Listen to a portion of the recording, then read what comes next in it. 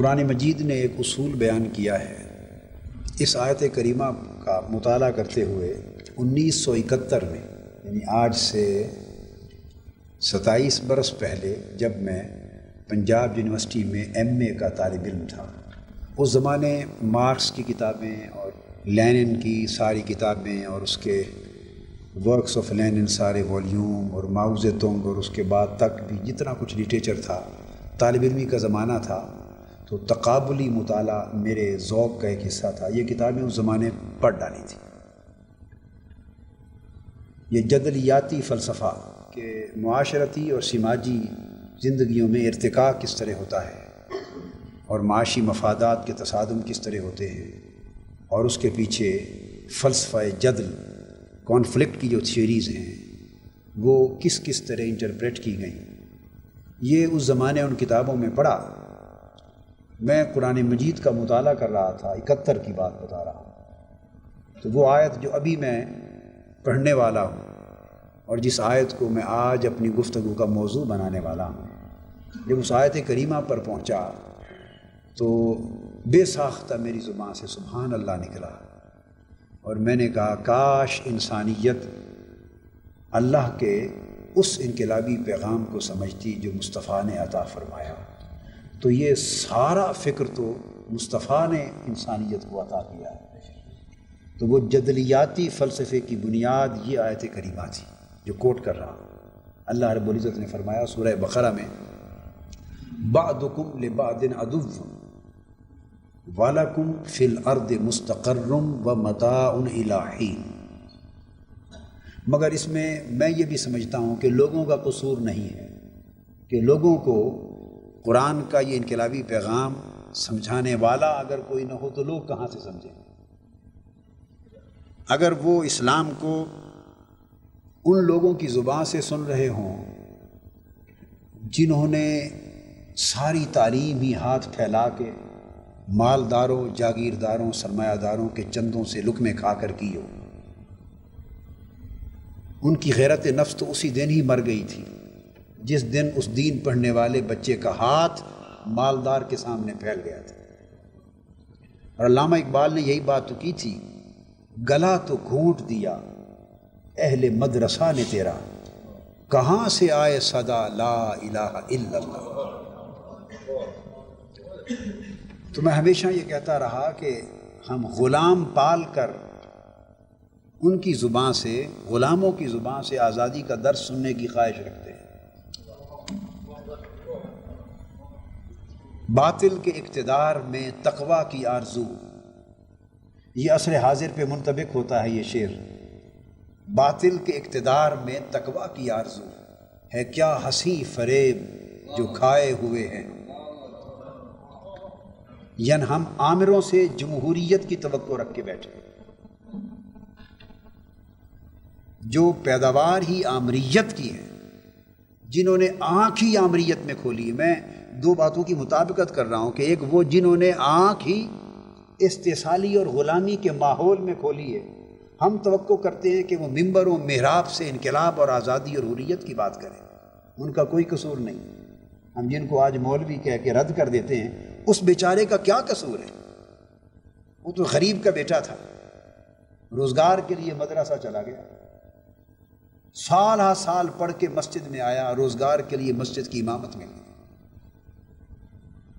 اگر آپ شیر کو بھی بکریوں میں چھوڑ دیں تو 20-25 سال بعد وہ بھی اپنی شیر کا بچہ بھی اپنی شناخت بھول جاتا ہے، اسے بھی خیال نہیں رہتا کہ میں شیر ہوں یا بکری ہوں۔ تو کسی بھی فکر کو پروان چڑھانے کے لیے ایک ماحول کی ضرورت ہوتی ہے۔ ہم نے دینی فکر میں انقلاب اور حریت کو برقرار رکھنے کے لیے دین کو اور دین کے فکر کو پروان چڑھنے کا وہ ماحول نہیں دیا۔ تو یہ آیت کریمہ جب میں نے پڑھی تو میں نے اس کے حاشیے پر لکھا کہ یہ وہ فلسفہ ہے جس سے ہر مفکر اور فلسفی نے روشنی لی۔ میں پھر اس تلاش میں نکلا کہ مارکس نے یہ روشنی کہاں سے لی، تو پھر میں نے ٹریس کیا کہ مارکس نے اسلام کو سٹڈی کیا تھا، اس نے اسلام کو سٹڈی کیا تھا۔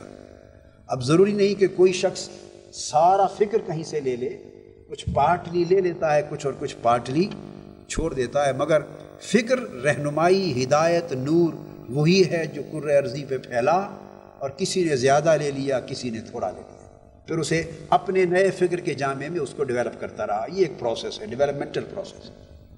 اللہ رب العزت نے فرمایا کہ ابتدائے کائنات انسانی سے بعضکم لبعض عدو، ہم نے انسانوں کے معاشرے میں طبقات پیدا کر دی، اور ایک کو دوسرے کا دشمن، باقی تم میں سے بعض کے دشمن ہیں۔ انسانی معاشرے میں تم میں سے بعض کے دشمن ہیں، اور تمہارے درمیان ایک تضاد، عداوت اور تصادم کی فضا ہے۔ یہ ایک طبقاتی کشمکش ہے دشمنی کی بنا پر، اور اس کی وجہ کیا ہے؟ وَلَكُمْ فِي الْأَرْضِ مُسْتَقَرٌّ وَمَتَاعٌ إِلَىٰ حِينٍ۔